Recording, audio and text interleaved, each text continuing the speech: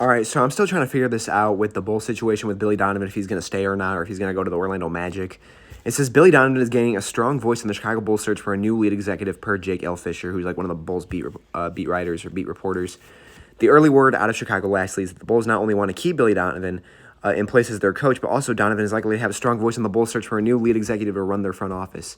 So pretty much, this could be Billy Donovan's team at this point, where it's almost kind of like the coach, like at this point, it's almost like the coach is just pretty much going to be running the team. I mean, the front office, I mean, at this point, I just don't think the front office is really going to have any really decisions to make, because it's just going to be coming down to the head coach and what he wants, which I think to a certain degree that actually does make sense.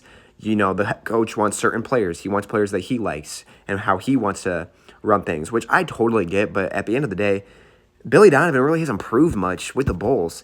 So this is, like I said, I'm not the biggest Billy Donovan fan at all. I don't really want him coming back. I kind of hope he does leave, but at the same time, it's also kind of like, maybe, we have to run his philosophy of how he wants his team and what players he wants. But obviously, we got to keep Giddey and Modest at the helm. They are the two budding superstars. We have to keep them. They're the future for us at this point, and we got to build around those two. Those are the two main guys. That's our core right now. But yeah, it's just kind of weird. Billy Donovan's getting a strong voice for being pretty mid with the Bulls. I mean, there's a lot of coaches this year. I mean, like the Celtics, for example. I was not expecting that team to be a top 3 seed at all, because Tatum was going to be out for the entire season pretty much. And here they are as a 2 seed, and they just blew out the 76ers. Jamal Mosley from the Orlando Magic, even though I know there's been reports saying that he's probably going to be out after this season, he's dealt with a ton of injuries as well this year, and the Magic still made it to the playoffs, and they are now in the first round facing the Detroit Pistons. And that team is still a very, very well-coached team.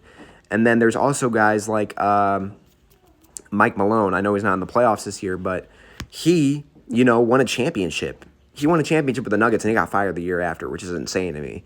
But yeah, man, I don't really know what to think about this. I really don't want Billy Donovan to come back. I always think if you're going to get rid of the front office, you got to get rid of the head coach, because remember, AK and Mark Eversley, they hired Billy Donovan as the head coach. They hired him. So it's kind of weird that, you don't fire all of them together. But hey, it's what the Reinsdorfs want. I mean, that's usually how it goes. At the end of the day, it comes down to ownership.